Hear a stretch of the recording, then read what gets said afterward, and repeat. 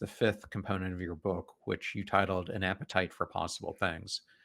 And the first chapter of this section is all about redefining yourself often. And this is something that in my own book, I wrote pretty heavily on. I called it brand reinvention, but I think we're talking about the same thing. And it's interesting because as I was researching my chapter, I ran across the work of Dan Schwabel. Not sure if you know who he is, but Mm-mm. he's a New York Times bestselling author. He's a partner and a researcher at a place called Future Workplace.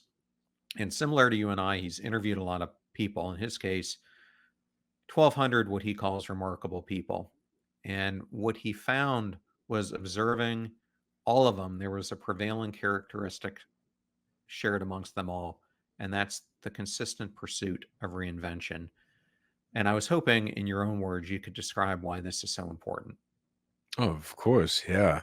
We get stuck in these ways of thinking about who we are or who we have to be. We think that generally because of the patterns of our life take shape in a certain way, that we just fall into kind of the general motion of what's going on, what our behavior will be like, the type of people that we talk to, the things that we do.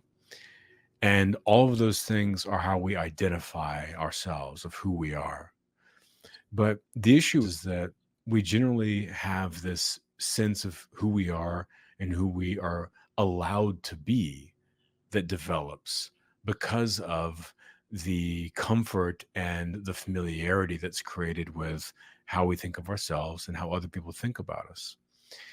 The reality is that life is always evolving, nature is always evolving, society and culture are always evolving. We're always evolving, right? Internally, anyway.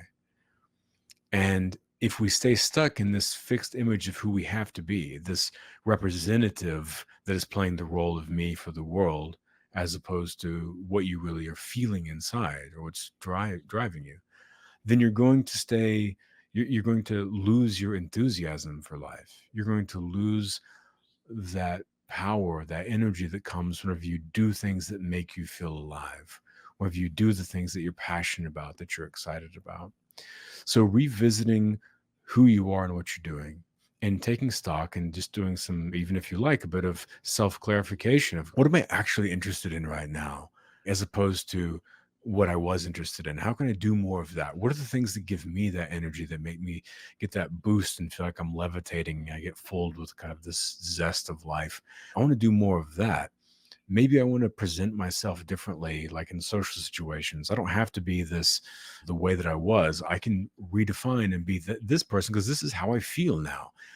But so many of us stay locked because there's this fear that if we go off script, if we challenge the familiarity that others have with us, or who they expect us to be, or who we expect that we have to be in these situations, then just the more shut down and the more calcified and the more bored that we're going to feel. So being able to see who we want to be, let go of the old behaviors and the way that we've thought about who we have to be in the past, and allow ourselves to evolve and continue to emerge in the future and in the present, every moment will keep us in this state of evolution, of growth, of change, of inspiration. And most importantly, it will keep us in this sense of energized meaning building for ourselves as we continue to move through our journey of experience.